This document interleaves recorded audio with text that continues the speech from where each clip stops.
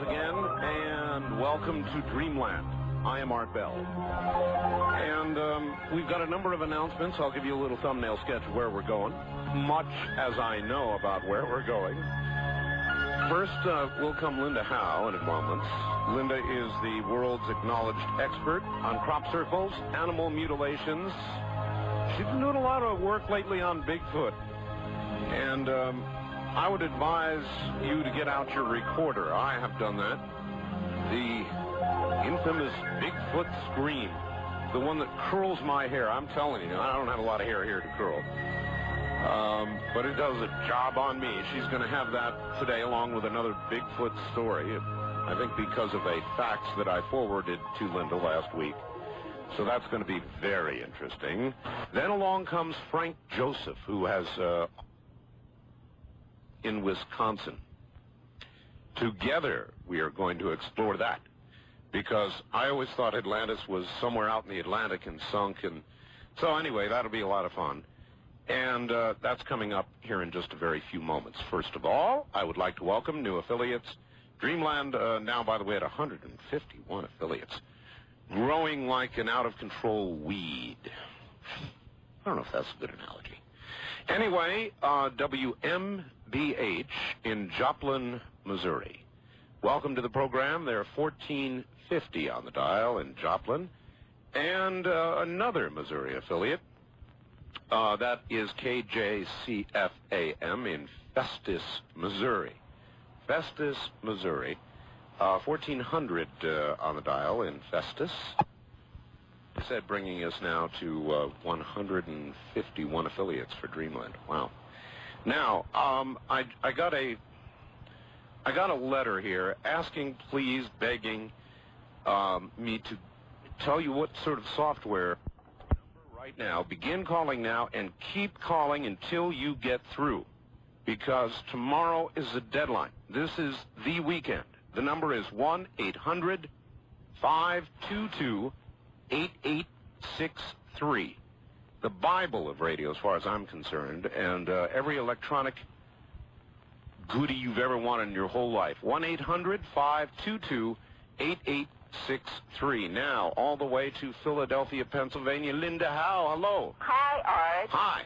Well, since I did that Bigfoot story with the audio tape of the eerie screams recorded near Snohomish, Washington in the 1970s, I have received several more encounter reports, including your fax last week, and I want to share excerpts from two of them tonight, along with a replay of that Bigfoot scream. The first story is from Ted Fraley of Carson City, Nevada, who has been haunted by an encounter he had while deer hunting with a friend 35 miles east of Redding, California in the fall of 1956. He said it is, in his memory, etched as if it happened yesterday. It frightened him so much. It was around 10 p.m., and the two men were shining flashlights around to see. And right to the back of the meadow, I would say this had to be about 60 yards or so across the meadow, back into the bushes. My light fell on the strangest set of incandescent eyes that I've ever seen. These eyes were almost like they had lights behind them. They were grayish blue in color, and they were very, very bright. They weren't like a deer. They certainly weren't any bear. They certainly weren't a mountain lion. They were like none I've ever seen before. And Richard saw them right away, and he says, "What in the hell is that?" He says, "I don't know. You think I ought to shoot it? We'll find out. I mean, maybe it's a huge mountain lion." And I said, "No, that can't be a mountain lion. It just isn't. They don't reflect like that." Richard says, "Plug it." Well, I'm ashamed to say that that's exactly what I did. I got out of the truck. Of course, the engine was off. We had both the spotlights on this thing. The eyes weren't moving. They were looking right at us. And I leveled that .30 Winchester across the hood, and I squeezed off around, aiming just a little bit above the eyes, but right between the eyes. I squeezed off around. and the woods came alive. I've never heard a scream. That tape recording that you played on Art Bell that night was very, very similar. Art said it made the hair stand up on the back of his head when he heard it. But in real life, only 60 yards from this thing, incidentally, the bushes were just flailing. The bushes were totally moving. I couldn't see what was bouncing around in there, but the scream started at a low ebb, got higher and higher and higher, and I swear the trees vibrated. The decibel range was so high, it was totally incredible. I looked over at Richard. He looked at me. The first and last time in my life that I've ever seen a man's hair stand straight up on end.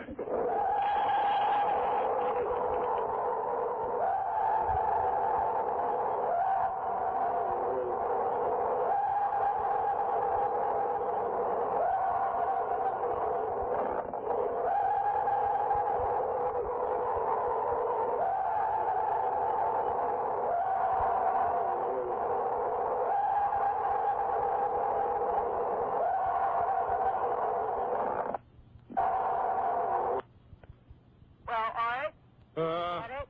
Oh, well, that's not the end. More recently, in July 1989, Skip Hornbach of Seattle was visiting a mining claim near Darrington, Washington, a logging town in the foothills of the North Cascade Mountain Range, and he heard sounds that he said were like somebody pounding with a hammer, like building something in the forest, and then something came down from the mountain. Fell off an 80-foot cliff down through the trees, busting branches on its way, hit the ground, fell on a pile of granite boulders that were covered with, I'd say, a 2-inch layer of moss, bounced off those boulders and rolled 150 feet down a hillside and landed at my feet. It was just laying there in a heap. And all I had with me was a .22 caliber pistol.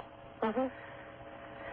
So here I am on a hillside with a bear laying there dead on the ground or unconscious on the ground, and I'm wondering what I'm going to do next. Right. If I'm going to die, if I'm going to be mauled to where I can't make it back to the car. And while all these things are going through my head and I'm making amends with my maker, the thing starts to move. And then I'm forced into a decision of what to do next. Trying to stay rational, I decided the best move I could make would be to fire a shot over its head. Hopefully that would scare it. And in the instant that it ran one way, I would run downhill and escape it. Mm-hmm. Well, it didn't work that way. When I fired the shot over its head, it was almost completely vertical. What I saw happen there was I saw a hand go out from its left side.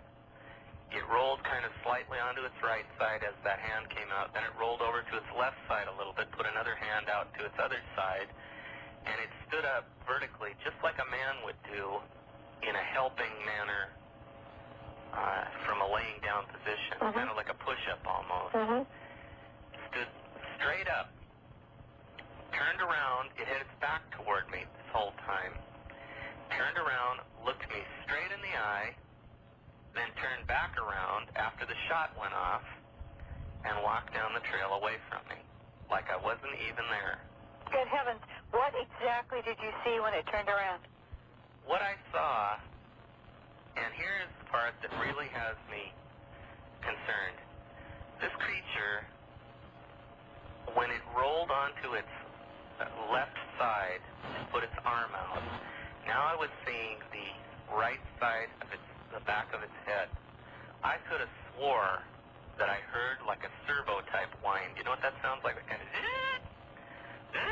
sound that a servo makes that's actuating an electric device. Right. I could have swore that I saw or heard that sound and that I saw a silver cone come out of the side of that thing's head. But now, there's the problem. I can't remember if that was actually on the hillside or if that was one of the the dreams that I had because I had nightmares for 3 years over this thing. And anyway, finished the story. It got up, walked away. Wait, what did you see when it turned around? Oh, when it turned around, okay, I'll give you a full description of the creature. From the backside, the hair on the back of its head grew into a tapered cape down to about the middle of its back. And I would say that that hair looked to be about 24 inches long. And it of course, grew from different areas down its neck, but it was 24 inches long as it grew down. What color? Completely dark, shiny black. It looked synthetic to me when I first saw it. Over the rest of its body, the hair was about 3 inches long. Its face was completely hair-covered except for the area right around its eyes, and the area on the bridge of its nose had a little bit of skin showing, and that skin was kind of a ruddy brown pine cone color. And it had very deep wrinkles under its eyes and across the bridge of its nose, quite a bit like some of the orangutans or the apes, the bigger apes. What about the eyes? Its eyes were very deep set and this just like coal black marbles in its head. Very deep, dark, and sinister looking, I guess you'd say. Anyway, it walked out of sight, and I was standing there thinking, well, I'm no better off now, even though it's gone, because the only way I know off of this mountain is the way it went, which means I'm going to have to go that way also. And I walked down the trail in the direction that it had left, and now it was about 5 minutes after I had seen this thing. And as I got farther down the trail, I was breathing a sigh of relief because I figured, well, it's gone. There's no sign of it here anywhere. I just turned around and looked, and I saw it break over the crest of the hill and run toward me. Man, came down at about a 45-degree angle on the hillside toward me and ran as fast as it could through those bushes.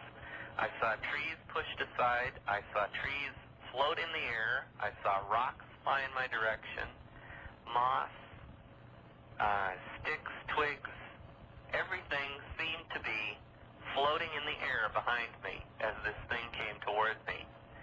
And I ran with every inch of my life down that hillside. I slipped, slid down on a fairly flat, sloped rock, went down underneath the vegetation and down into a clay-type pit, small cave-type thing in the ground. By the time I climbed back out of the inside of that, through a small opening in the underbrush, I looked behind me, and I could still see the trees moving along the hillside as this thing ran back and forth in a zigzag pattern along the hillside looking for me. Well, he managed to get away, but he's gone back repeatedly to check the site and has told me in a fax today that he has found huge footprints in the area and grass mats inside the mine tunnels, suggesting that whatever the Bigfoot was, it's still there somewhere, Art. God, there's something to this. Linda, I've got to tell you, I did a really, really neat show Friday night, Saturday morning with Brad Steiger. Right. The subject of Bigfoot came up. Brad Steiger actually had some, what he regarded as Bigfoot hair, actual samples, physical samples. So I may need to put you in touch with Brad Steiger. Yeah, because there is a man in a university who could help us analyze that. That would be very interesting to do and then report on Dreamland. All right. Well, you gave us a couple of real hair curlers there, and that sound, Linda, you know, there are a few things in your life that affect you that stay with you. That's right. And that sound is one of them. It curls my hair. It truly, truly curls my hair. All right, Linda, look, we're way short on time here, so give us your address, your 800 number, that kind of stuff. And I thank you and look forward to people writing me at Linda Howe, Post Office Box 538 in Huntingdon Valley, Pennsylvania. Zip code 19006, Post Office Box 538, Huntingdon, spelled Hunting, D like Dreamland, O-N, Valley, PA, zip code 19006, and the toll-free 800 number for information about the books and videos that I have produced is 800-707-9993. That's 800-707-9993. All right. Linda, that was a wonderful report. I'm so glad I got it on tape. I'm going to do a Halloween show. Okay. And when I do, I may replay those stories. God, okay. They're great. All right, Linda, thank you. And thank you, Art. See you next week. Good night. Bye. All right, that's Linda Howe, generally acknowledged to be the world's expert on crop circles, animal mutilations, and now seriously investigating Bigfoot. I never in my life will forget that scream. Anybody who's ever heard it. I don't know about you. North American trading, for quite some time on this program, has been saying the currency was going to change. Well, voila, the currency is changing. Now, they announced in the little blurb they sent me that somehow the Treasury Department has said they're not going to collect the old currency. Linda, I don't think I'd have taken a 30-30 shot at Bigfoot. That was a classic story. And that scream. I tell you, I deal in this kind of material, you know, all the time, and that scream sets me on edge. There's something about the frequency and the shrillness of it that is so anti-human. Anyway, in a moment, Frank Joseph coming up. A couple of things for you first. So much to do. Laprina is, well, let's see, aspirin is good. I take aspirin. I'm able to take aspirin, and I take Anacin. That's no free commercial for Anacin. It's just the truth. You know, if I've got a headache, it works. In fact, I prefer aspirin as a painkiller to the stuff that cautions you not to drive while you're on it. You know, for me, aspirin works very well, and for most humans, it does. Why nobody has ever thought of this before is totally beyond me. It's Laprina, and a lot of people can't take aspirin. Sometimes it'll even give me kind of a burning feeling in my belly. And so imagine this, aspirin in a spray can. Now think about that. Doesn't that make sense? If you've got a sore knee, a sore shoulder, a sore back, the way I do so many times, instead of taking pills, which are slower acting anyway, Laprina, kind of like the nicotine patch that goes on your arm, Laprina sprays on and goes directly, is absorbed into your skin and goes to the exact area that you want to affect. It's an incredible idea, and to me it is incredible that nobody thought of it till right now.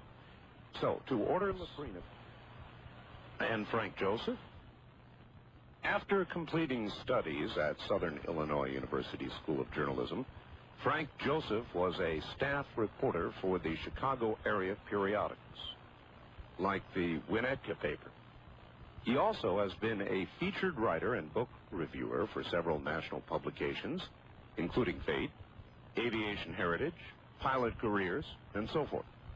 Today, he is editor-in-chief of the Ancient American, a 4-color, bi-monthly magazine of alternative archaeology.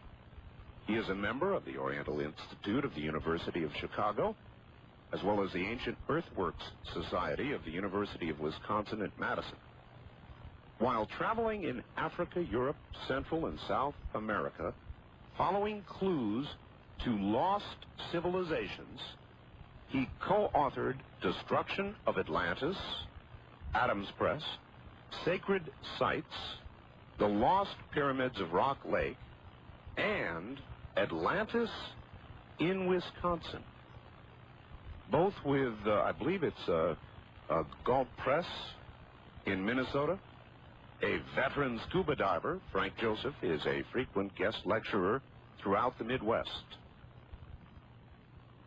We've got him here tonight.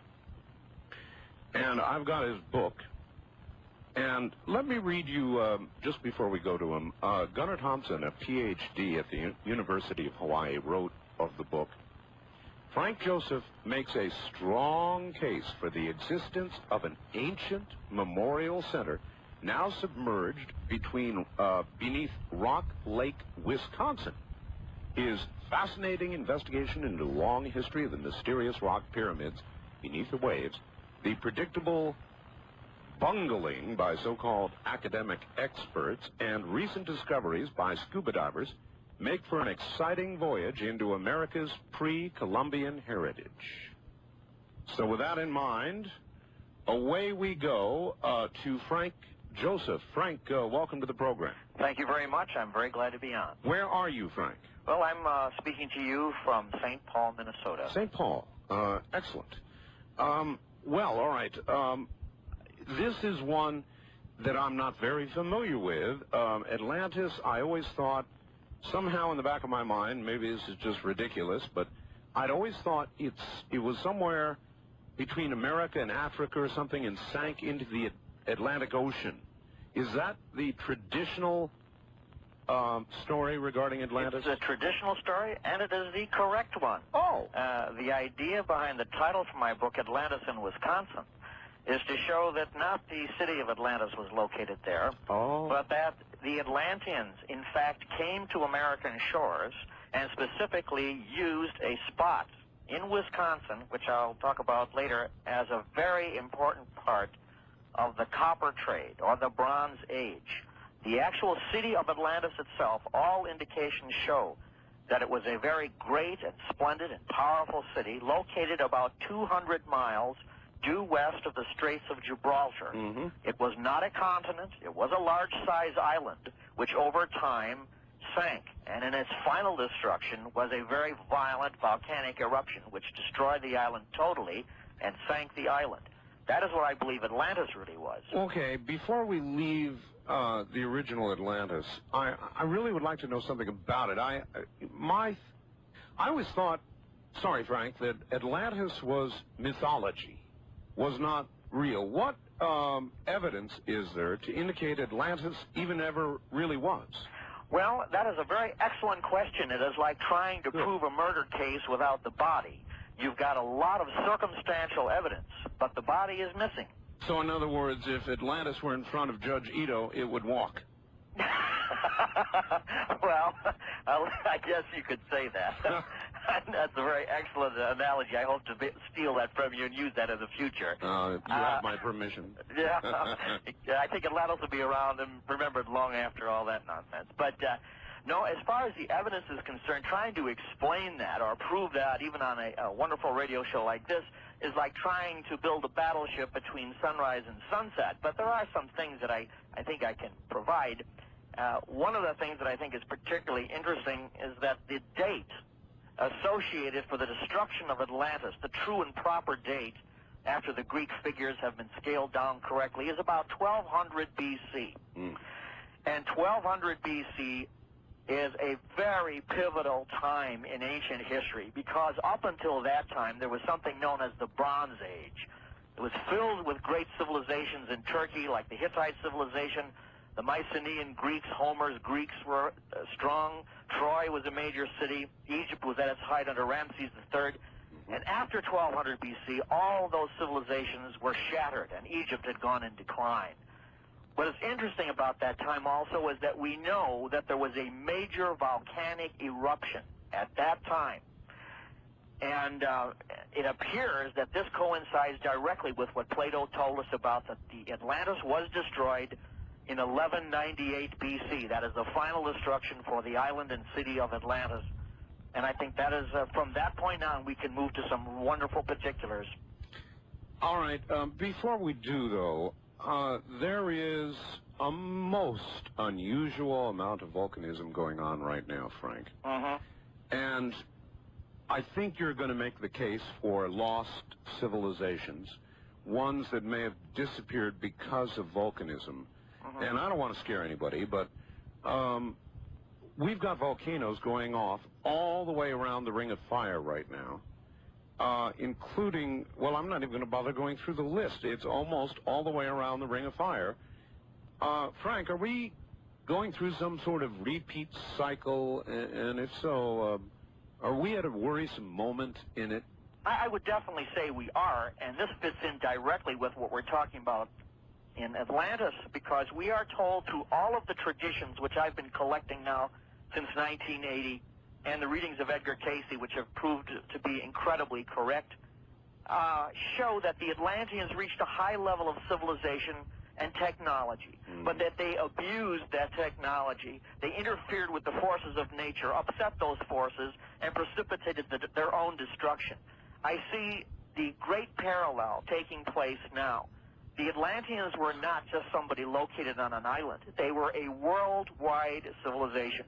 They were the first worldwide civilization, and now that is pretty much what we are becoming. So then their worldwide presence meant that there was a worldwide erasure. There was a worldwide catastrophe. There was almost a total erasure, but it has seared its way into the folk consciousness of dozens of people around the world who are by no means connected with each other, who tell the same story of a great flood from which their ancestors arrived to recreate civilization on foreign shores after most of the original people were destroyed in a horrible cataclysm of fire and water. And I think this is the great lesson of Atlantis. Not that it is just interesting historically, right? But that it is a parallel for our time. Oh, no, you're exactly right. Now, you mentioned Edgar Cayce. Do you know the name Gordon Michael Scallion? I certainly do. To me, he is the modern-day Edgar Cayce, and if there is a real McCoy, Gordon Michael is the living entity. Well, I don't see how people can really disagree, I think, fundamentally with him, because the things that he's already said have come true. I know. And he's different than Cayce in that he doesn't, he's not transmedium to the extent that Cayce was, that Mr. Scallion is also a highly educated man. He's able to watch the patterns, whereas Edgar Cayce was actually a very unsophisticated man, came from the hills of Kentucky originally, and was a very pure-hearted and very decent man, and the things that he spoke were true channeling, I feel. One of the few true channels that have ever existed. All right, hold tight for just a second, Frank, and we'll be right back to you. I want to read this to my Dreamland audience because I believe I owe it to you. Gordon Michael Scallion was on my program. And I find, I've, of course, invited him back, and I spoke with his office last week, and I got a fax from Gordon Michael Scallion, and I find it very chilling. I would like to simply read it to you as it is, and you can make of it what you want. It's short. Dear Art, as you might imagine, with all that's going on in the, quote, ring, end quote, I've been swamped. I did want to get back to you, and thank you for the offer to be on Coast to Coast again. At the present time, my guidance tells me, wait. I realize how difficult it is with so much going on and so many people wanting to know what's next. However, following my guidance is what allows me to receive prophetic information, and I must trust my inner source. I have no new information to share at this time, and my prophecies for 1995 continue to stand as presented in the January issue of ECR and your program. Should I receive any updates that could save lives, I will notify all media sources who can reach those in areas that may be affected, which of course would include your program. Blessings, Gordon Michael Scallion. In a moment, 95 in the 702 area code. Now again, here's Art Bell. Now again, here I am. By the way, I meant to mention in my new book, The Art of Talk, there are a couple of the very best of Linda Howe's photographs of crop circles. Very, very good. The whole book is full of photographs. It's not a photo essay, but it is. There are a lot of photographs in there, and you're going to love them. Very clear, very well done. This book has truly, truly exceeded my expectations, and I'm very excited to have it in my hand. I have my own problem. I pay for books, too. And I just had to order 20 more myself. This is on top of the 40 books that I got to start with. Everybody I know and You Must Stop is coming to me. I can't afford it. I have to get a copy of the book. If you want a first edition copy, they're waiting. They're going to be gone. The deadline's Wednesday at midnight. You can order right now, but you dare not wait.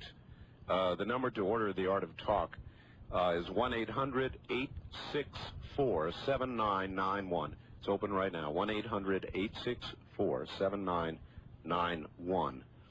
Now, we blew the trunk lines out in Fortuna, California for the second time this weekend.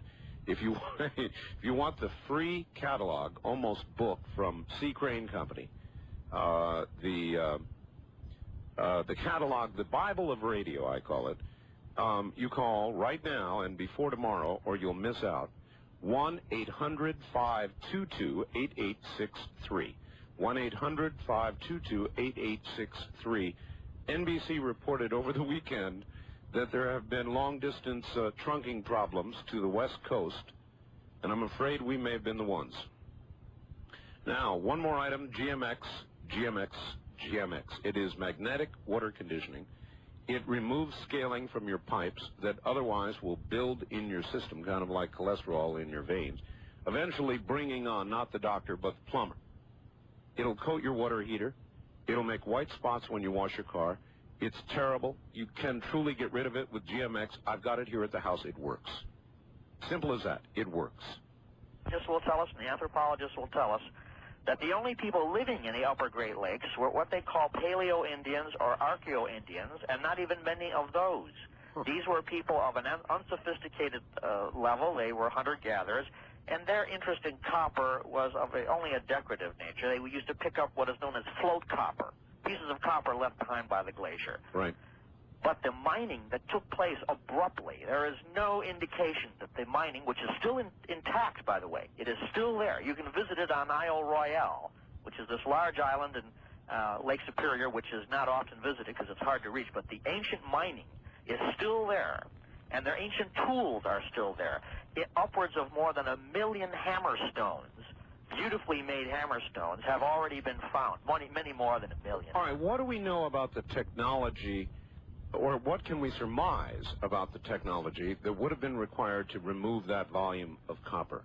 Well, I'll give you an idea. It is known that the technology that was used to remove that copper, for example, like digging down 60 feet through solid rock, was not obtained until the 18th century. Now, to answer your question earlier, why would they remove this copper? Yes. Well, in order for you to make bronze, you have to have copper. Not only ordinary copper, high-grade copper. And with that copper, you combine it with zinc and tin in a skillful way, and you create bronze. Now, what does that mean? Bronze means that if you have a sword made of bronze, you have a superior weapons technology that will beat anything else of your opponents. Now, while this mining was going on, 3000 BC to 1200 BC in America, all this huge amount of copper which disappeared, the Bronze Age simultaneously began in Europe. And there are no large natural copper deposits in Europe. There are a few, very few, and not enough ever to supply the prodigious amounts of copper that were used and needed by all the civilizations of the ancient world. And the mining in America stopped at precisely the same time that the Bronze Age ended in Europe. In between, Plato tells us that this great metalworking, seafaring civilization of Atlantis was destroyed 1200 BC. So here we have this one date defining 3 major events. The end of the copper mining working in America, the end of the Bronze Age in Europe, and the end of destruction, and the final destruction of Atlantis in the middle, which was the arbiter of this great copper mining enterprise. What I am curious about, again, though, is if this lost civilization was utterly destroyed, not just Atlantis, but what had sprung from it worldwide, why are you confident, or even hopeful, based on current conditions and predictions and all the rest of it, that we're going to come through whatever cycle appears prepared to repeat itself somewhat intact? Well, I just have this dumb faith in mankind, I suppose. I was hoping for more. We just survived Atlantis. But I should mention, though, correct you there a little bit, although Atlantis itself was totally annihilated and may or may not be found as our own technology develops, The civilizations that it left behind in other parts of the world are certainly intact, and their ruins definitely exist and can be pointed to as identifiably Atlantean. So the evidence is really quite strong. I don't mean to say that it's only circumstantial. There is plenty of hard physical evidence that we don't have a street sign. Okay, well, let me deal with that hypothesis. That Atlantis itself was destroyed, but a lot of what spread from it prior to that destruction remained or prior and after survived. So then what happened to all those people? In other words, why are we not, or are we, their descendants? Well, I think that in some degree we are. I think that some of their genes have survived all this time. The best example of that, I'd say, were the Basque people of the Pyrenees in Spain and France, who are a European people but speak a language which is not Indo-European, and who have traditions about their ancestors coming from what they call the Green Isle, the Green Island or Green Isle, which was this beautiful, magnificent city on a green island far out in the Atlantic that was lost in a terrible storm at sea. And they preserved these stories and their own genetic heritage pretty well intact in the isolations of the Pyrenees Mountains. All right. Earlier tonight, you heard the report very clearly, the chilling one from Linda Howe, about the Bigfoot, or the creature, or whatever it is. We're just using words, some unidentifiable creature. How do you deal with such stories? That and UFOs, and does any of it fit into any of the ancient research that you have done, or do you think it might? Oh, absolutely. I think it really does. The skeptical mindset that we've had for so long is now proving to be extremely narrow. People are afraid they're going to be gullible or something, but we have to. There's no such thing as scientific inquiry unless you keep an open mind and don't have a rush to judgment. As far as things like Bigfoot are concerned, yes, there are numerous traditions on both sides of the Atlantic about these giants, these people who were at a former time, and some of them had, in fact, had been enslaved to do menial work, and who had later come into severe conflict with the so-called civilized people. Who's to say that this isn't some kind of a remnant from that time? Mythological traditions are not fables. They're not stories.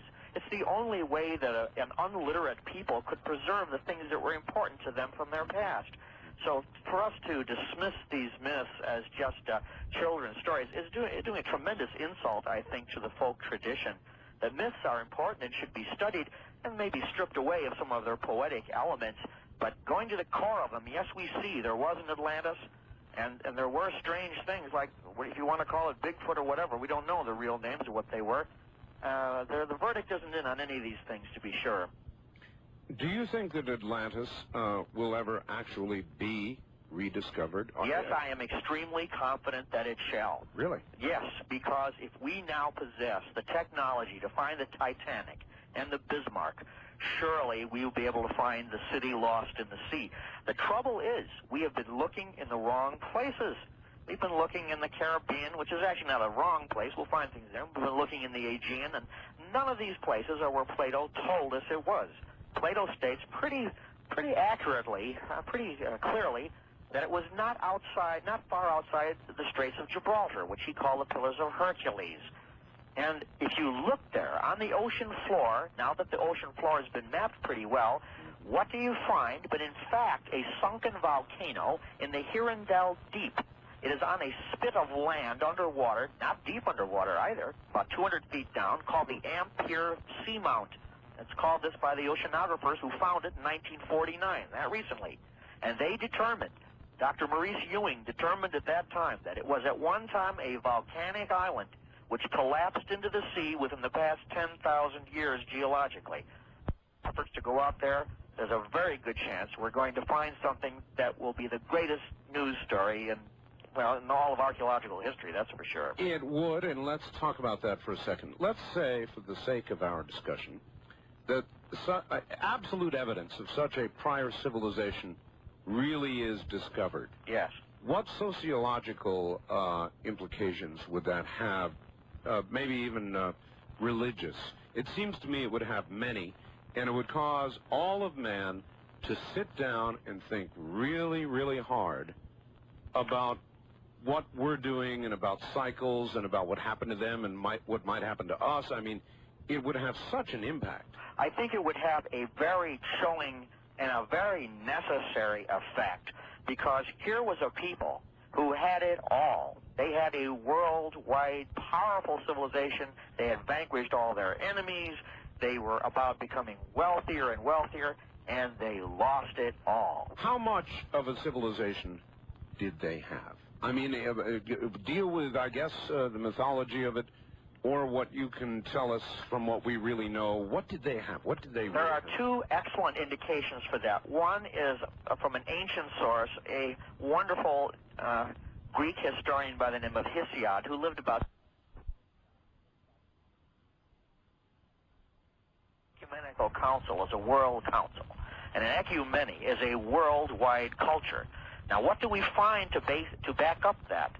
Well, not too long ago, Professor Charles Hapgood, who was, until his death about 10 years ago, one of the leading cartographers of all modern times, discovered and dissected a map. And I'm not going to get into long parts of this, but this was an ancient map. And he found that this map had been preserved in Turkey. It's called the Piri-Reis map. And this map shows that somebody had tremendous geographical information about the coasts of America and even what Antarctica looks like underneath the ice 4,000 years before Christ. And the proof which Dr. Hapgood came up with in his book called The Maps of the Ancient Sea King, that book's about 30 years old now, has never been disputed. It has been attacked and has never been disputed. How accurate are the representations of that geography? I think Dr. Hapgood makes an extremely convincing case. He writes for a general audience, but believe me, the academics were down on him viciously, but could not dismantle his evidence. He has been able to show that there were an overlay of these maps in this old Turkish map, which relied on maps from the Alexandrian Library, for example, from the time of the Ptolemaic time.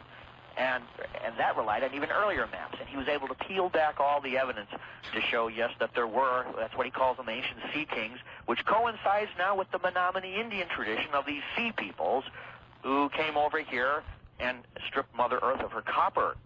And, of course, archaeologists will say, oh, modern man didn't have a ship that could cross the ocean like that. Well, that's a lot of nonsense.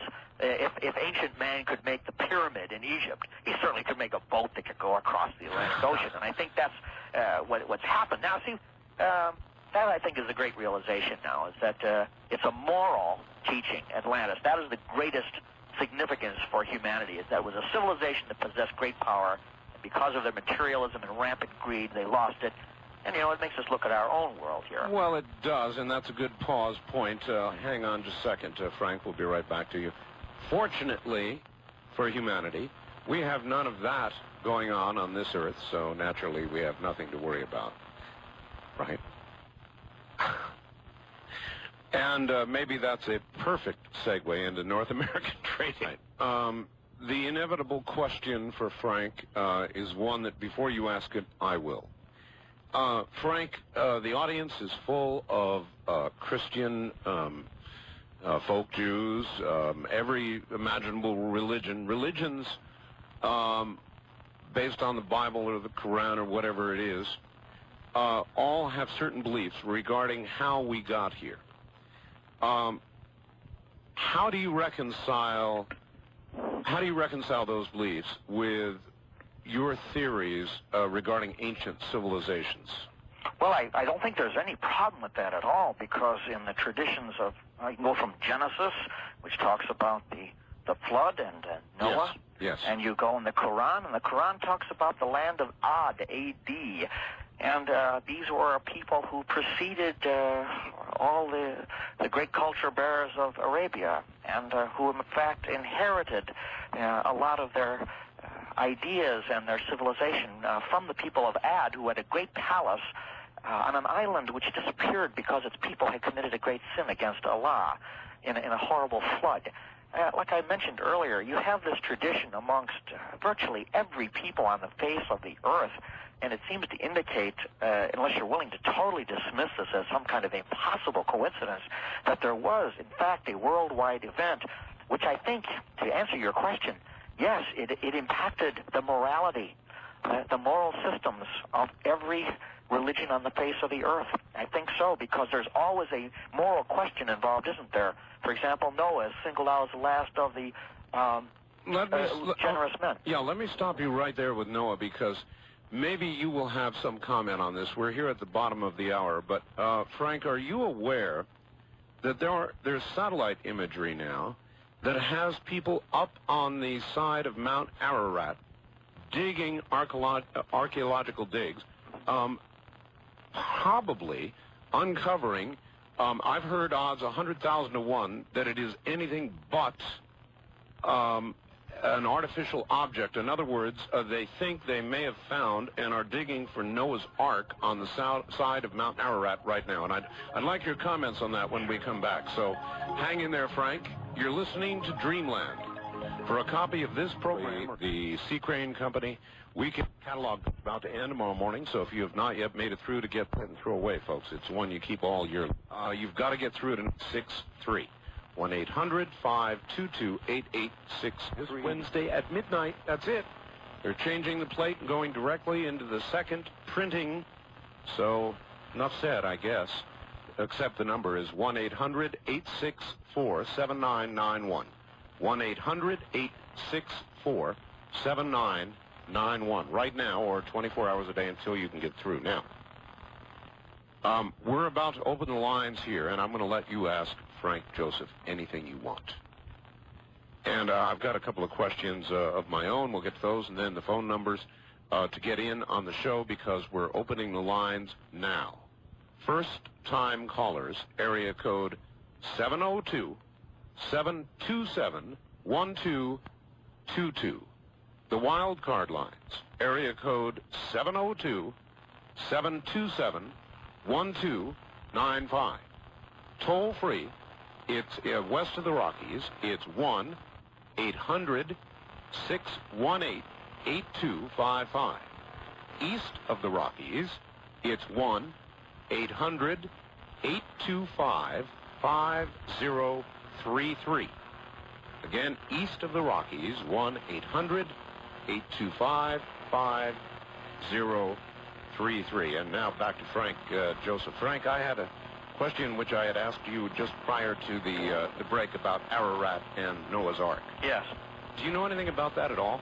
Yes, I have. I took particular interest in that, of course, as I have with all things regards to the world deluge, and try to explain it in my book as best I can. I don't believe that what they're finding there is, in fact, the Ark. I do believe that it is an artificial creation. It may, however, have tremendous significance for the Genesis story, and it appears to be, although it's still, the verdict is yet to come in, but it appears to be a monument to that flood, and a used monument, a kind of a temple or a memorial chapel, as it were. It'd be kind of rough, though, wouldn't it, to build it that far up on Ararat? Well, actually, yeah, that's true, but that's typical for places of great sanctity. I have to think about places like Delphi, which is way up in the mountains of Greece, or many of the Indian sanctuaries on the west coast, which are high up in the mountains of the Shoshone Indians. So in that regard, it would really be quite plausible. So I don't think I know for sure that it is not the Ark, but it tends the evidence so far tends to show that it, in fact, could be a memorial, a monument that was built to the Great Flood.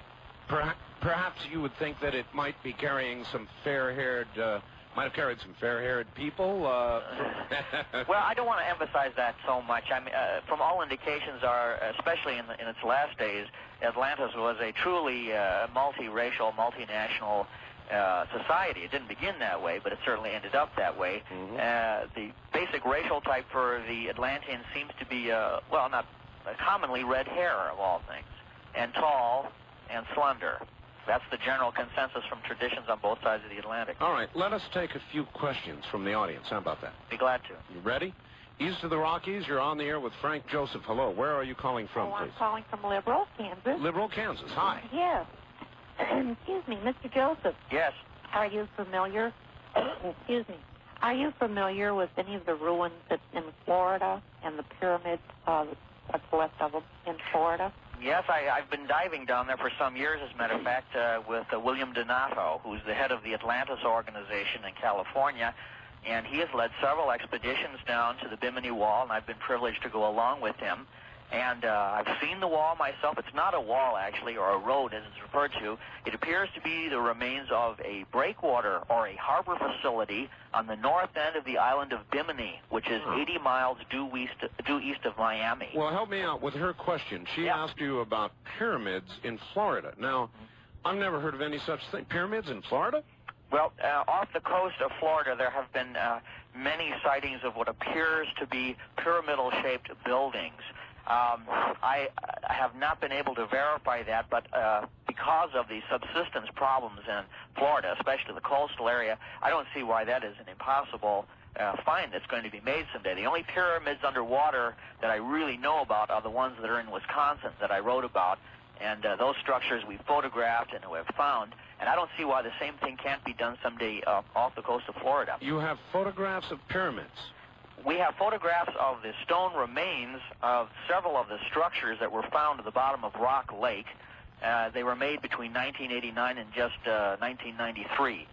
And they show stone structures between 20 and 60 feet below the water. Holy mackerel. I can see that your book is full of such photographs, as a matter of fact, isn't it? Well, the Destruction of Atlantis is the first book I wrote, but the next one that carries those photographs is called The Lost Pyramids of Rock Lake. Well, even I'm talking about Atlantis in Wisconsin. Right. We have some shots there. There's one shot of a structure underwater on top of a hill. It's a ruined little pyramidal structure that we found only about 20 feet underwater. Huh. And to answer this lady's question, I think relates to it, is that there appears to be, and I don't know the mechanism for this, there appears to have been some kind of a worldwide shift or something that put structures like this, pyramids, underwater. There's a lake in Japan called Lake Biwa, which has pyramidal structures 20 feet below the water. The Bimini Wall I mentioned is about 19 or 20 feet. The structures seen off the coast of Florida are supposed to be in shallow waters. So there's even a lake in Ireland, Loch Ness, which has pyramidal structures supposedly underwater. So there's something that took place, and I think we're finding the bits and pieces of it now. All right. West of the Rockies, you're on the air with Frank Joseph and Art Bell. Hi. Hello. Turn your radio off first. That's number one. Always extinguish thy radio. Sorry about that. It's all right. Go ahead. I have a question for Mr. Joseph. All right. Where are you? Vancouver, Washington. All right. Go. I'm curious as far as his thoughts regarding the last ice age that disappeared about 12,000 years ago, as far as what his ideas are as for the cause.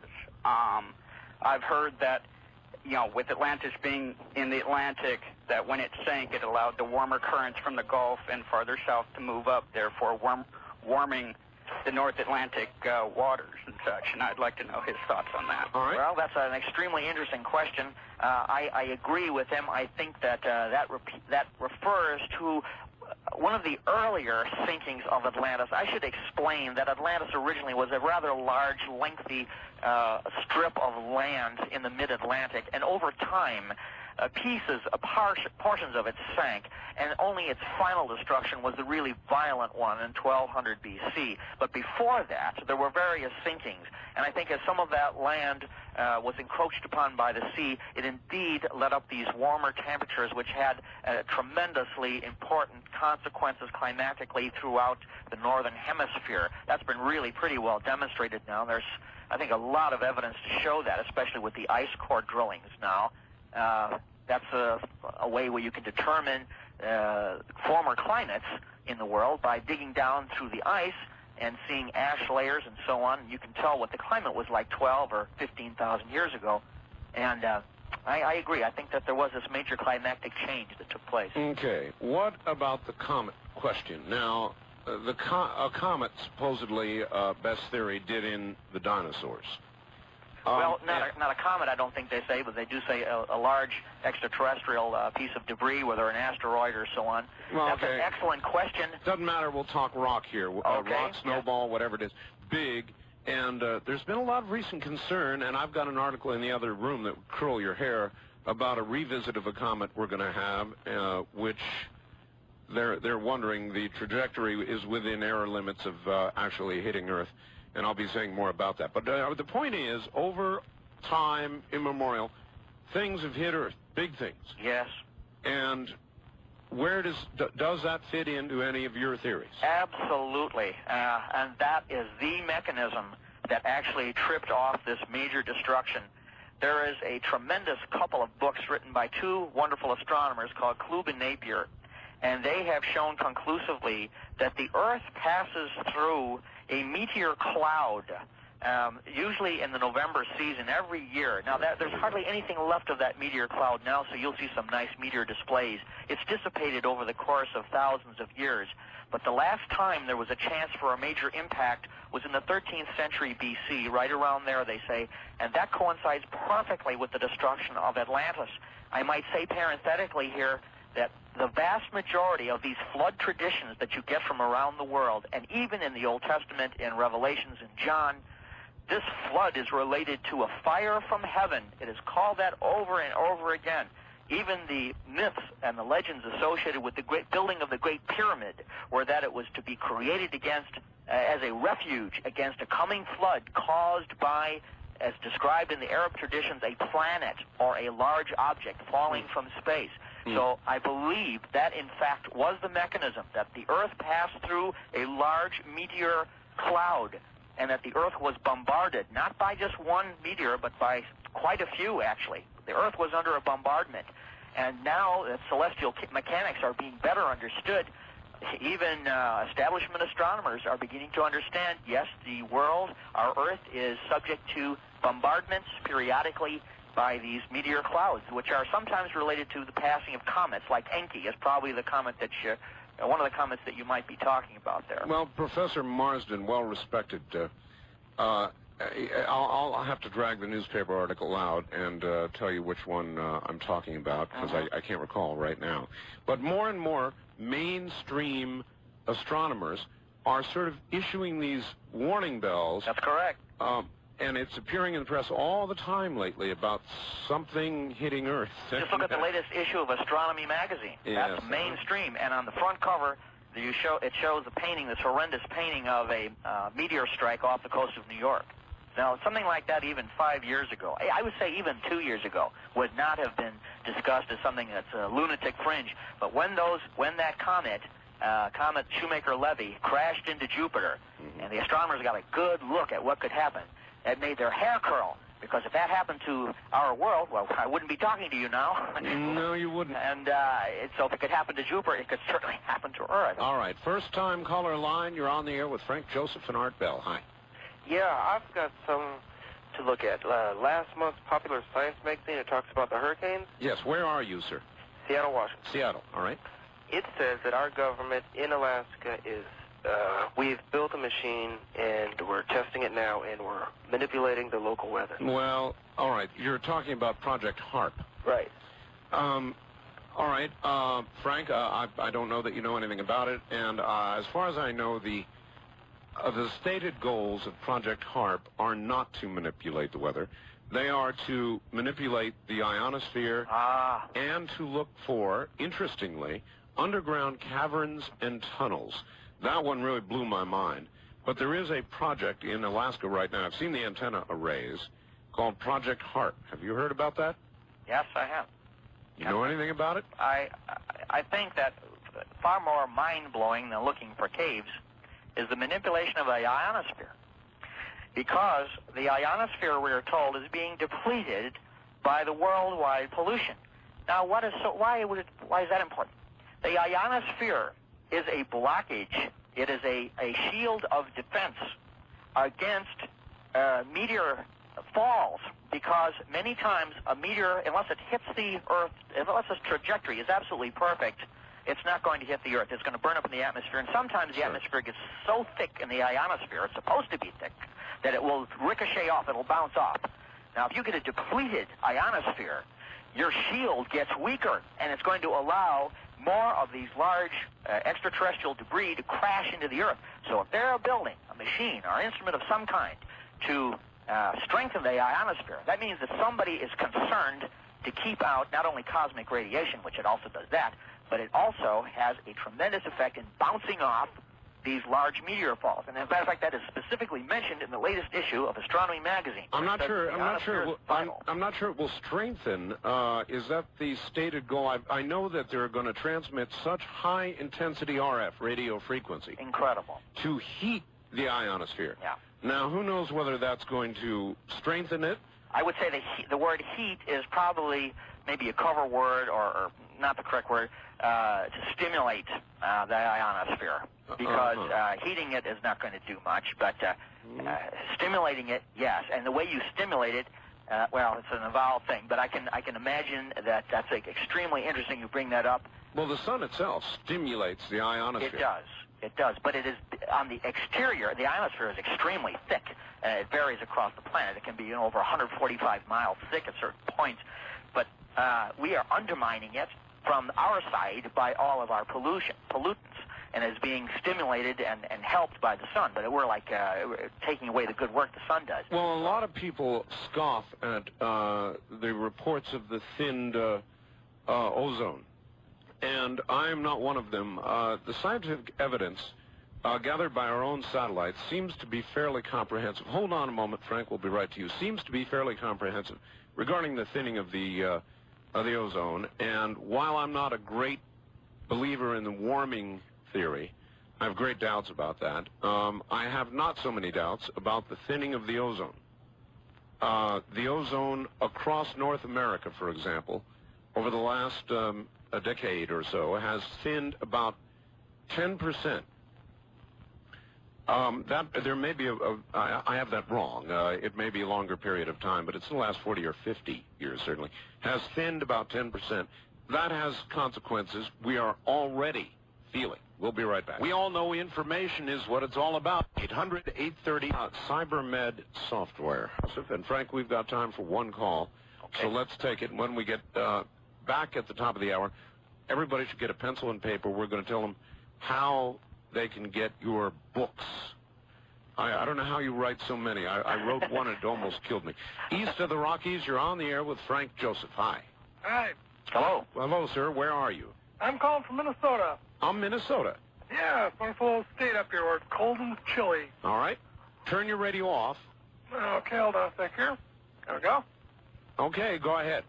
Yeah, I was, Mr. Bell, you have a really good show. I listen to you every week. Thank you. Yes, it's very interesting. I get a kick out of some of this stuff. And I was wondering, sir, what do you... Oh, sir, you still have your radio on. Please turn it off all the way. Yes, it is off. Okay. It is. Trust me, I turned it off. What do you... I've been hearing a lot of things about UFO and UFO technology around the country. And I'm just curious if it actually is true or not. All right, well, I'm not sure how that question fits into anything you've been talking about. It does a little. So I'll just turn it around, I guess, and say, Frank, what is your belief regarding UFOs? Well, how about if I turn around to Atlantis? That would be quite a trick, eh? You twist it any way you want. Okay, here it goes. Among the traditions, the peripheral traditions of Atlantis are that they had flying craft. This is first mentioned in Edgar Cayce, and it is the hardest pill for most Atlantis scholars to swallow. However, there are traditions amongst other peoples, especially the Hindu traditions, about what something they called vimanas. And the vimana is the word for a kind of a flying machine, which is not exactly like you see in our skies today, which harnessed the power of the earth, telluric power, to create a kind of, levitating device. Now, whether you want to believe this or not, I'm not quite sure I do. But it's nonetheless associated, I think, with a high technology that perhaps got fantasized after a while. But the Vimana nonetheless persists throughout Hindu literature, and there are even traditions in Peru. When I was in Peru last November, I heard some, which talked about how their ancestors, some of them, arrived from the Great Flood in flying craft, which they called Orichana, which means like the gold fire that flies through the sky. So take that for what you will. Maybe UFOs are man-made, or were, and they've been around longer than we might be led to believe. Or maybe the ones that we experience today are ones that have always been around? There's another story, too. Outside of Rock Lake, the place where I investigated, there is a large, was a large earthwork in the shape of a perfect cross, like a gun sight.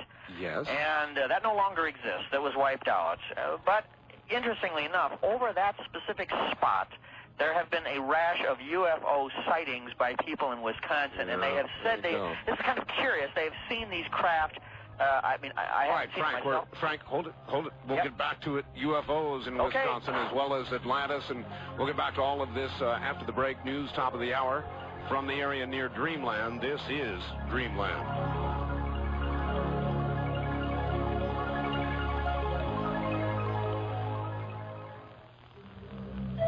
Many exercise machines, such as stationary bicycles, have the user move against a variable resistance. Other than the Boston Globe. So get ready for that. I know people think I'm off my nut a lot of times when I make comments about comets, but in addition to Hale-Bopp, there is Swift-Tuttle to be concerned about. And I'll tell you all about that in a moment. Absolutely fresh flowers I will tell you about right now. It is a flower farmer for astrophysics is predicting that comet Swift-Tuttle could strike the Earth in the year 2126. Interesting year. Such a collision, Brian Marsden says, could possibly produce a cataclysmic impact more powerful than the one many scientists think wiped out the dinosaurs 65 million years ago. He estimates, now you don't really have to worry here, he estimates the odds of such a strike at about 1 in 10,000, making it unlikely but certainly possible. And he goes on to say one of these passes, it will hit. Now, 1 in 10,000.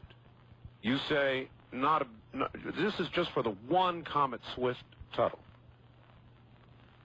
You might want to check into the odds of being hit by a truck, being struck by lightning, and a lot of other ways that one can demise. We're talking about here the demise of the entire human race, not one person.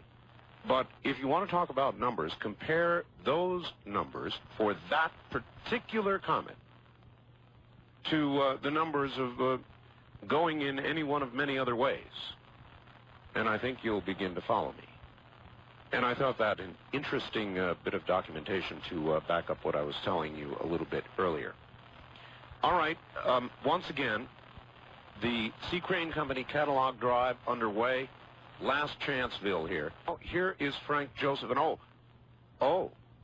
I've got something coming on immortality. A question, I've got another letter here from an immortal, somebody claiming to be immortal, and I think you're going to enjoy that. But right now, Frank Joseph, Frank, you have written a number of books, the latest of which is Atlantis in Wisconsin. Name the others, if you would, and then tell us how to get them. Well, the two books that are available that are dealing with the subject we're discussing tonight are The Lost Pyramids of Rock Lake, yes, which discusses this ancient city at the bottom of a lake in Wisconsin that has been authenticated and found. It's the only book on that subject. And its companion volume is called Atlantis in Wisconsin. They are actually two volumes of the same thing. The first volume, the Lost Pyramids of Rock Lake, tells the Indian stories about the structures of the bottom of the lake, and it also follows along our adventure in finding these things, how we found them, and has photographs of them. Atlantis in Wisconsin, that deals with the implications of this site, with the question of Atlantis and how they brought the copper from Wisconsin, the Upper Peninsula, over to Europe. It describes how and when that was done. So what I'm doing is both books are sold together as a set over the radio. I'm going to do that here. I'm going to offer our listeners here a little bit of a discount. Individually, they have different prices. The Lost Pyramids of Rock Lake costs $10.95, and Atlantis in Wisconsin is $12.95. So I'm going to knock off $2 if they order both of them together. All right. And they can order those books in this special deal on this show only by calling 1-800-777-3454. And when can they call? Can they call now? They can call anytime. It's a toll-free 24-hour number. 1-800-777-3454. Is that right? That's correct. And if they do call from the show, then we're going to give them a $2 discount if they buy a set. All right. And we send them a free catalog, too, of all of our other titles. Oh, okay. Here's one to go along with what I just said. Art, I'm sure you must know or ought to know that the astronomers are only attempting to get us afraid of asteroids, etc., in preparation for the arrival of, is it Nibiru? Nibiru? Nibiru. This is, of course, an interpretation, but I'm sure the establishment wouldn't want you to proceed in this direction. I don't know what all that means.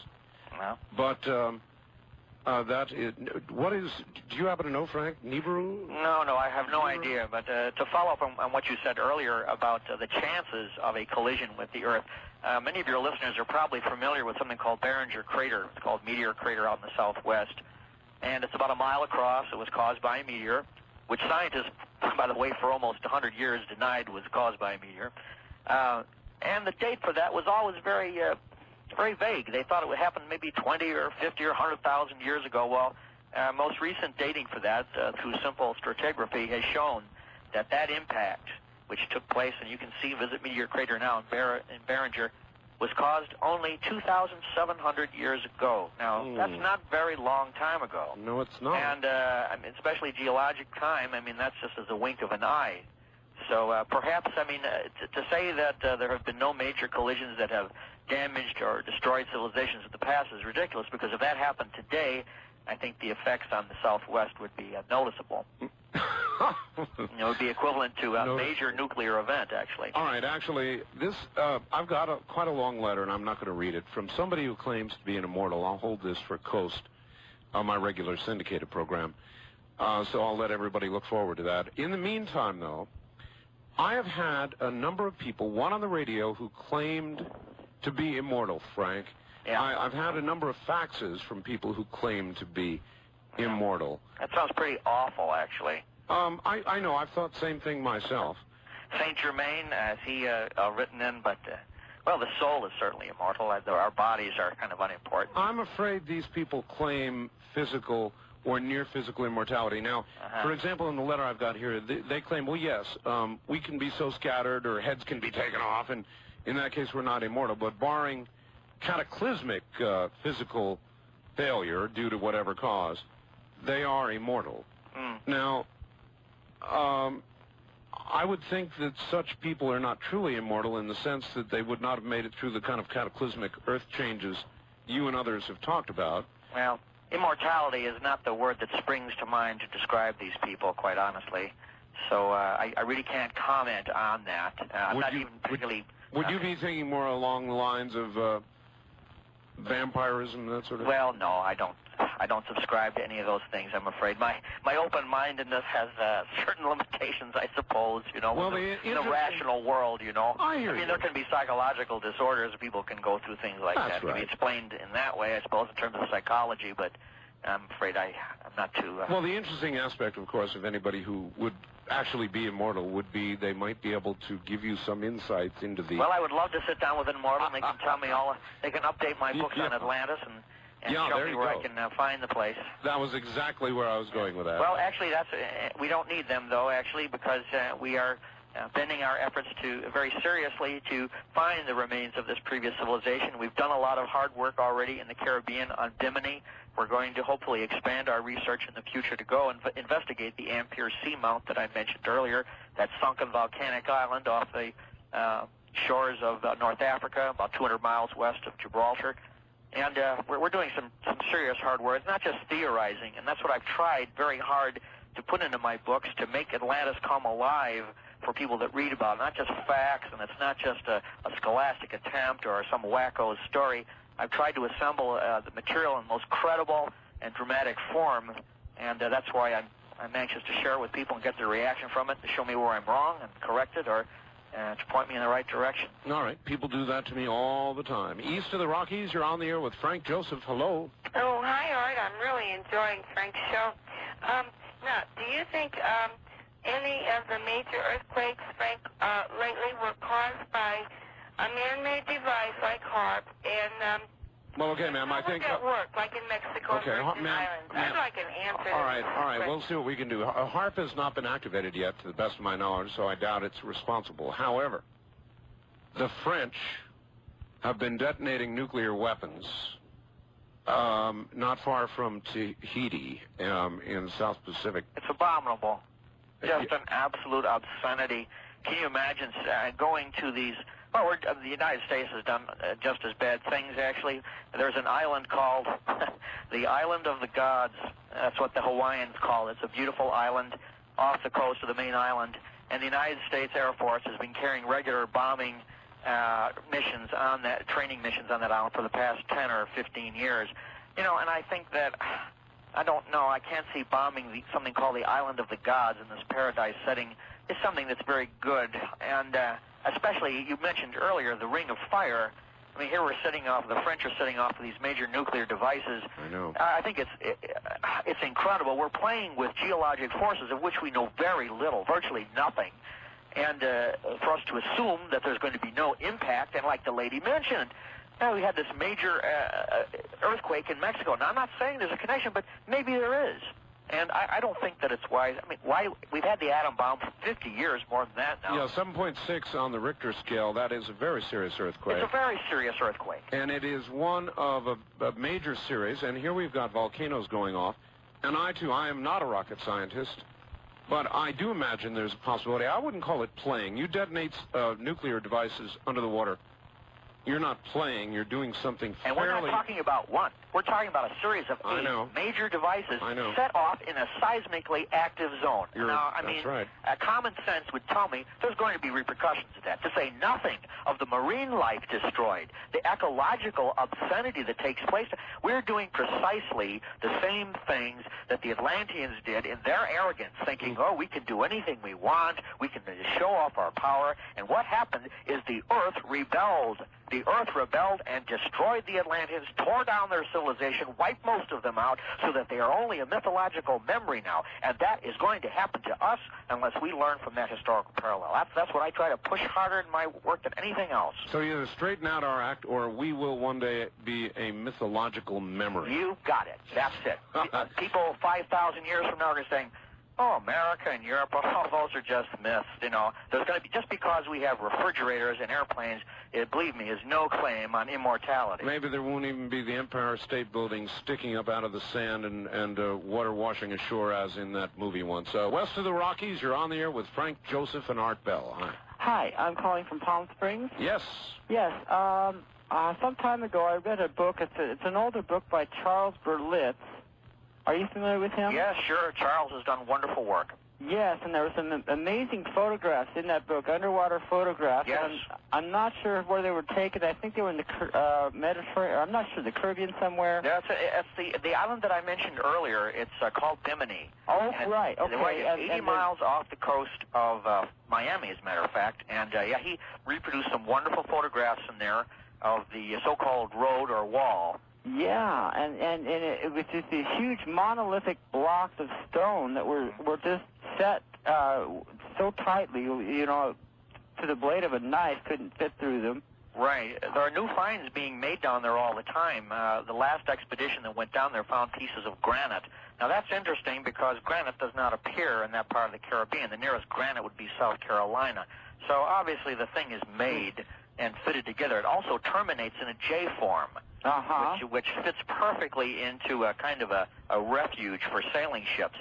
The Bimini Wall is also located in the exact spot where the Canary Island Current, which sweeps across from North Africa and straight across the ocean, turns.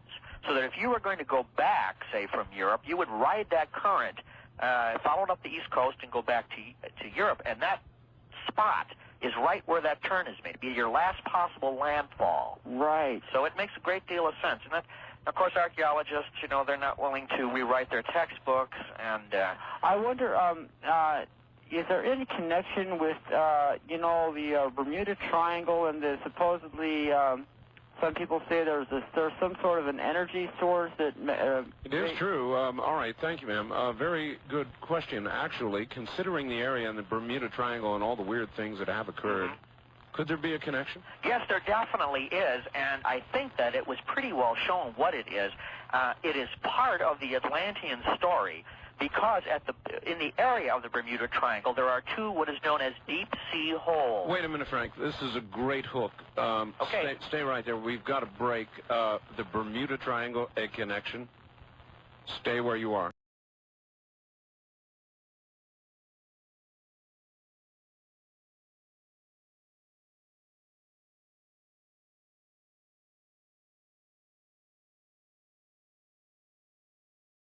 In my book with it.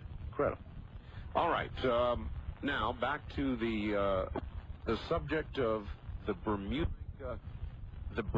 Triangle. You say there is a connection to what's below the water, and Right, there definitely is, and the phenomena that has been taking place in the Bermuda Triangle is definite. It's real. It's too long for me to go into at this point, but most of the things the audience has heard about it are legitimate phenomena. I've known people that have lived there, that have worked there. It's real.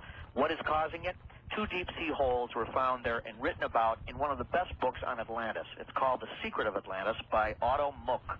And Otto Muck was a German rocket scientist, one of the leading physicists, as a matter of fact, in the 1940s and 50s. Well, anyway, he wrote a book called The Secret of Atlantis, and he identified these two deep-sea holes, which are pretty much in the general vicinity of the middle of the Bermuda Triangle, that were caused by an asteroid that split in two as it streaked over North America and buried itself 9 miles deep in the ocean floor. Now, those asteroids contain some of the largest concentration of pure nickel iron in the world, and that is what is probably causing the magnetic and other anomalies that are taking place there as it interfaces with other geologic forces like seismic activity, telluric activity, working on nickel iron. Like when an earthquake is about to take place, all the pressure develops in the epicenter, and that is where the large deposits of nickel iron are. All right. Frank, we've got to hold it there. You've heard of Comet Hale-Bopp? Oh, you haven't heard about Hale-Bopp, huh? We just got a report. We'll talk about it when we come back, that a large piece or chunk of Hale-Bopp has broken off. Fascinating. This is Dreamland. We'll be right back.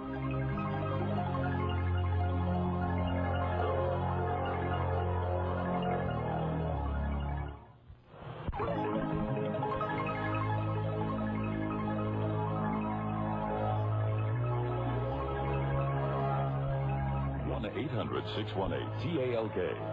First-time callers, area code 702-727-1295 in the 702 area code. Now again, here's Art Bell. Okay, here I am again. Frank Joseph is my guest, author of Atlantis in Wisconsin. We've been talking about so very much, and we'll get back to it in just a second, as well as that piece you separate from Comet Hale-Bopp. A couple of faxes, one of them very important. Dear Art, what have we missed? It's 11:30 here in Ohio, and our Indians have finally beat Seattle for a 3-2 game lead. After much extra inning chat, you're finally on the air. We need to know how to get your book. What is the 4-digit PIN number? Now, that's a little cryptic, but I know what it means, and it's bad news. You see, what happened is, in our newsletter, in my newsletter, they did a wonderful, wonderful ad for my new book, The Art of Talk. I mean, wonderful. It was beautiful. Only one minor problem with it. They put the wrong number in to order the book.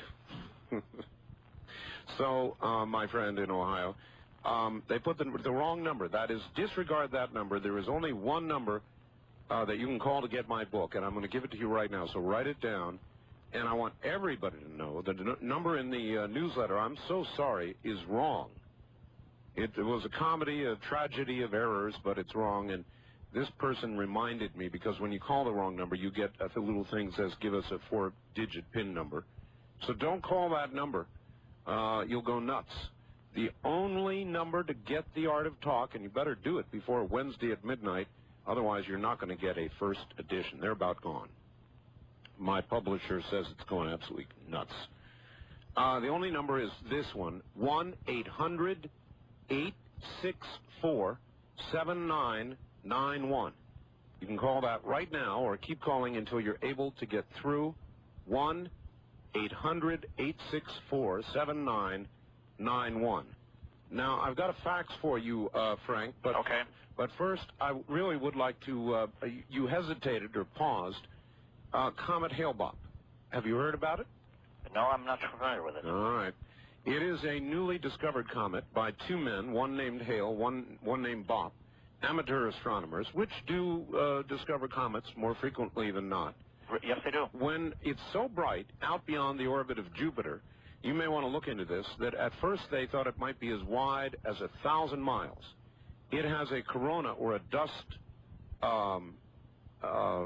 particle corona around it, 2.5 million kilometers wide. Later research has shown it, or they're guessing it now, to be about 100 miles in diameter. It will miss Earth by as much as 1.5 AU, which is quite a bit, but they're saying it will be probably the astronomical event of all time. A piece of it has just been seen to break off, which is 1/3 the brightness of the comet itself. Remarkable. And all of that is headed our way, not for a collision, I repeat, but headed in our direction. So, boy, there's a lot going on out there. Now, here's the facts. Edgar Cayce said a main cause of the destruction of Atlantis was a disagreement over the semi-human life forms that they created. Did those creatures have souls? Could they be owned as property? It reminds me of the current question about whether or not life forms can be patented. He said, we have, in our society, a second chance to handle technology well rather than blow ourselves up. That's from Margaret in Bellevue, Washington. I've been interviewing people on nanotechnology, and they tell me, Frank, we're going to be able to create life eventually. Well, of course, we're just beginning to have something called genetic engineering, aren't we? I mean, this is the end of the 20th century, and if we're allowed to continue, I'm sure there's going to be just incredible advances to come. I don't think it's necessarily an evil or a wicked thing. It's just like any science. It's just like the Promethean fire that was given to us. It can either cook our food or it can burn our house, depending on how we're going to use it. So I don't think intrinsically it's an evil thing. It depends upon the human spirit behind it. Genetic engineering, I think, can be extremely good for regenerating new organs and extending life, not quite to the immortals, but certainly well beyond 100 years. So I think it's possible, and yes, there are indications that this technology was known a very, very long time ago. Like I said, our civilization was destroyed and it has been reinvented, and I think science is only just beginning to understand that. And the name of that civilization was Atlantis. And that's why it's seared itself into the subconscious of literally the world's population. I mean, you have this known around the world, and an event like this had to have been of great, great consequence. And what I've tried to do is to show how it reacted and worked right here, right in America, specifically in the Middle West, but impacted our country. And that's the twist I've tried to put on it. I don't deal in general theories. I tried to show through documentation and as clear logic as I possibly can. I've devoted my life to this. This is an obsession with me in a way. And I travel around the world. I try to look at things realistically, and I pick up the trail, and it leads right back to America. I think that's a wonderful historical parallel going on here. I mean, we're seeing Atlantis in America. It's not just in Wisconsin. And May I ask we've got to learn from it. I want to ask a personal question. You said you're obsessed with it. I am an obsessive, compulsive type myself, Frank, so I understand that. Why are you obsessed with it? Well, there's a lot of answers for that. I just think personally that it explains an awful lot. I think Atlantis is not just something in the past, which it explains and clarifies a lot of. It's a great comment, I think, on what we are now, and it illuminates the future. And we're living in a very, very tough age. We're standing on the edge of a precipice. Oh, I know that. And we can either leap off that precipice and fall to our utter destruction or fly. I have used that exact same phrase. We stand on a precipice. I believe it to be true. Yeah. This is a special moment, a good time to be alive, and it may well be that everybody said that in their lifetime for as long as we've been walking around. But if I know anything, I know that we're at some kind of special moment. It really appears to be that way, and I believe that many people feel the same as you, that there is a general sense that there is a great change coming. And we're going to have to meet that in a dignified and intelligent way, or just try to scramble for ourselves and commit the same mistakes over and over again. History does repeat itself, and the great tragedy is that we never learn from it. And hopefully that's why shows like yours and books like mine will try in a general sort of way to shift consciousness so that we can learn from it and see that these things did happen and can't happen again. You know, Frank, if it depends on social trends, if it depends on the behavior, in other words, of mankind, in other words, which way off this precipice we're going to go, I'm sorry, but looking at current behavior, trends, from the nuclear detonations to whatever else you want to talk about, the crime, the blank, soulless stares of children who kill children and others, we're going off the wrong side. Well, I think what it means, no, I don't think so. I think it means that, yes, there's a big purge coming. There is a big change. I don't think it's going to be achieved peacefully, no. And maybe not in our lifetimes, maybe. But I think this all indicates that, yes, there's going to be a great change, and we're going to wake up from it, those of us that survive. Well, you're an optimistic There were the survivors of Atlantis, and now there's going to be the survivors of the 20th century. You're an optimistic kind of guy, and I would never hold that against you. I wish I shared it. Well. East of the Rockies, you're on the air with Frank Joseph. Hi. Yes, this is Austin. Austin, Texas. Yeah. Yes, sir. Fascinating guest. Wonderful. You should definitely have him back again. Okay. The question I had, first of all, is was Atlantis as technologically advanced as we are today? And when I say technology, they may have had a different type of technology, but as far as knowing about who we are and who the universe is. Okay, we'll start with that, but I'd like to ask about space travel. No, I don't believe they had space travel. I don't think there's any indication of that. I agree with this gentleman 100%.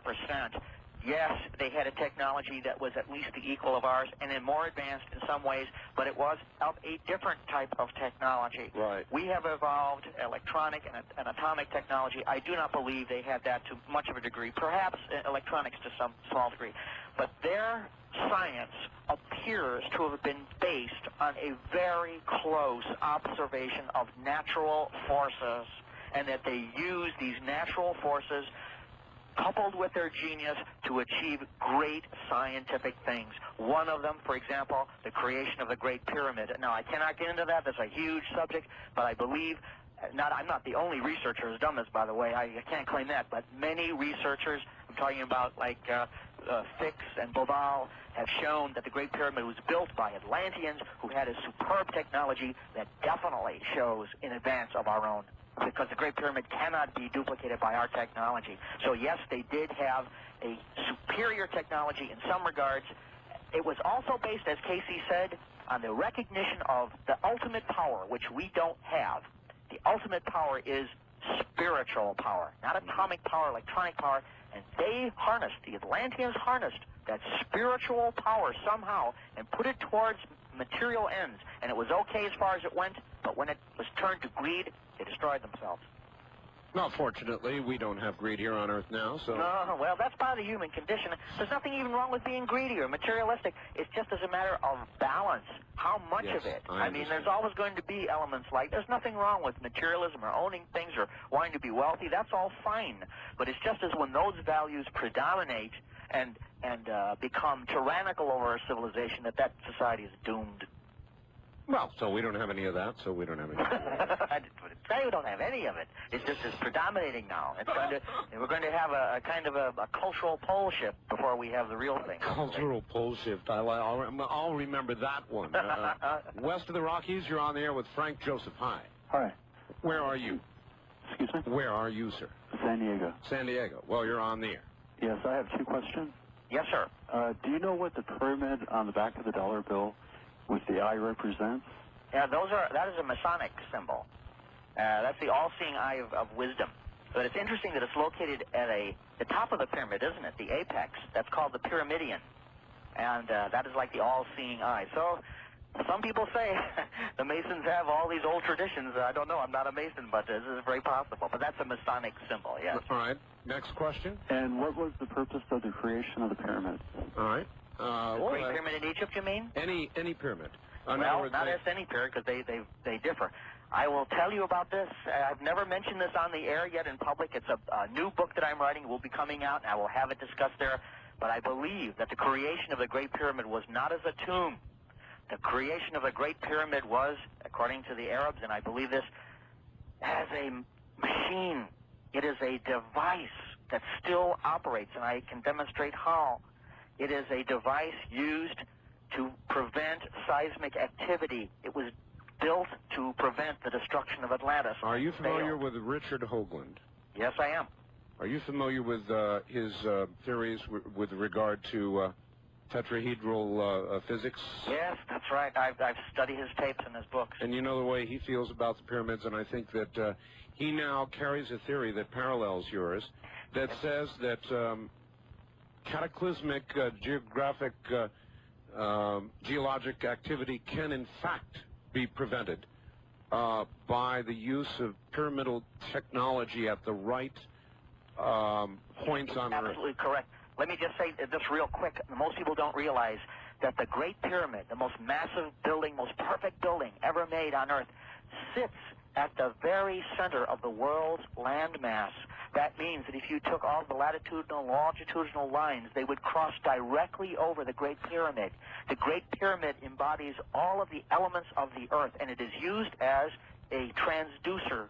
A transducer is a simple device reinvented in the last century to take mechanical power and transform it into electrical power. I believe that is what the Great Pyramid was built as a geologic transducer. The Atlanteans saw the tremendous catastrophe coming. They went to the very absolute center of the world's landmass and created the Great Pyramid as a transducer. I know it's a fantastic thing to talk about.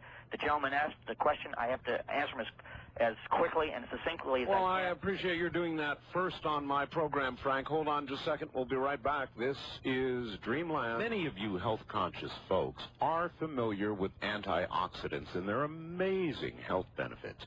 Now, vitamin C is probably the most famous of these. UCLA scientists found that antioxidant vitamin C can help avoid cancers, strokes, heart attacks, increase life expectancy an average of 5 years. Well, now, there are new antioxidants on the market, and listen, scientists say they are 20 times more powerful than vitamin C and 50 times the power of vitamin E, another antioxidant. They're called pycnogenols, the super antioxidants. You want to remember that if you're a health-conscious individual. Why? Well, according to Richard Passwater, Ph.D. and authority in the field, you're being bombarded by something called free radicals, toxins, environmental and otherwise, that break down cells, damage tissue, cause you to age faster, develop stiff joints, and wrinkle sooner than you ought to. How can you fight these free radicals that bombard you every day? Antioxidants and pycnogenols are the most effective antioxidant you can buy today. To order this amazing new food supplement I'm taking, call the folks at Health Naturally at 1-800-856-1119. These pycnogenols are pharmaceutical grade, made from 95% pure grapeseed extract. It's the very purest on the market, giving you the most benefits. Call 1-800-856-1119. That's 1-800-856-1119. We all know information is what it's all about, and if you want to be plugged into the latest, hottest hard data on UFOs, boy, have I got something for you. Please get a pen and paper. It's called UFO News World Report, and it's just brimming with the kind of info you've been looking for. UFO News searches the world to objectively cover the alien spectrum, from sightings to encounters to alleged abductions and government cover-ups. Packs it all into a concise newsletter for just $24.95 a year. UFO News covers the world for you. Formatted and written by seasoned journalists, you'll have monthly access to all this hard-hitting information and more. Now you can be current in this tantalizing and elusive field of UFO phenomena. Find out what's happening. Call 1-800-830-9830. That's 1-800-830-9830, 24 hours a day. Or send a check for $24.95 to Box 2757, Anaheim, California, 92814. It's guaranteed you'll love it or your money back. Call 1-800-830-9830. Well, okay. Not a lot of time left. Frank, you have been so damn good that I'm liable to try to invite you into a session on something called Coast to Coast AM, which I do during the week. I'd be honored to be on. You would, huh? Well, that means that you have to stay. Where is it you are again? I'm sorry. Okay, I am in St. Paul, Minnesota. Minnesota. So, Frank, were I to do that, you would be up very, very late. Well, I'm used to that. I'm a night crawler by nature. You're a night crawler. Well, we crawl in the night, I'll tell you that. All right. Very good. I want also to give you another opportunity to plug your book, so plug Thank it. Well, Well, if anybody is interested in either Atlantis in Wisconsin or the Lost Pyramids of Rock Lake, these are 2 volumes discussing the same things we've been talking about here. They can order them from Galdi Press. Here's the number. It's 1-800-777-3454. You get a free catalog, and anybody calling in from this show gets a $2 discount if they buy the 2 as a set. That's an awfully good deal. Give the number one more time. Okay, the number is 1-800-777-3454, and it's 24 hours a day. All right. East of the Rockies, you are on the air with Frank Joseph. Where are you, please? Mark from Collinsville. On that count? Collinsville, Illinois. Yes, Art, what was your source on the Hale-Bopp breakaway? I'm sorry. It would take me a few minutes to dig it up. It's the London. I believe it's the London Observatory. I read it on the show. If you're going to get a repeat of my co-show tonight at beginning in about an hour after this, I'll dig it out. I'll have it for you tomorrow night. But I did read it on the co-show, so listen for that. Okay, Mr. Joseph. Yes, sir. I assume you are familiar with the research of Zechariah section and the 6 books that he has written? Yes, sir, I am. I've read them all. But you're not familiar with Neberu? I don't recall that offhand. It's been some time since I've read his books. I have this terrible habit of sort of sorting out those things that I can't use at the moment, and so it's the type of books that I have to go back and Well, then let's let him help us both out. I don't know what it is either. Is that the 12th planet? Well, I know that is a mythological term which Sitchin uses to define. Yes. Yeah. No, I'm asking the caller, Frank. Is that? I'm sorry. Is caller? Yes, sir. It is the 12th planet. Let me considering that the Sumerians were supposing the cradle of civilization, could you connect this Atlantean race to the ancient Anunnaki that the Sumerians referred to? Yes, I think so. The Sumerians also have the deluge myth. You can find it in the Gilgamesh epic, where they talk about Utnashpatim, who came from this island that was sinking, and was one of the survivors of this flood. I think the Sumerians were definitely people who grew up through contacts between the Atlanteans. As they arrived in Mesopotamia, they intermarried with the natives and produced the Sumerians. The same thing happened in America. The same thing happened in the Nile Valley. So when we see these civilizations, they are basically similar. They have similar stories, but there are tremendous differences. And I think that's because you have this large-scale intermixing going on. All right, Frank, we're out of time. It has been an absolute pleasure. I mean, really a pleasure having you on. You're full of information, obviously much more than we could get to in this relatively short amount of time. And so we're going to invite you on Coast to Coast AM, and I'll be getting back to you on that. In the meantime, I hope you sell a zillion of your books. Well, thank you very much, Art. I am very grateful for the opportunity to get on, and I consider it really an honor to being on a show which has such a wonderful following and very intelligent questions tonight. It was a great pleasure for me. They are good people. They're a bright audience. Frank, thank you. Thank you, sir. Take care. That's Frank Joseph, author of Atlantis in Wisconsin and much more. And he was very, to put it lightly, electrifying. So we'll have him back. All right, a couple of final trailing thoughts.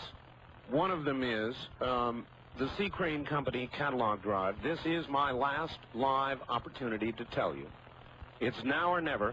The catalog drive ends tomorrow morning as the weekend ends.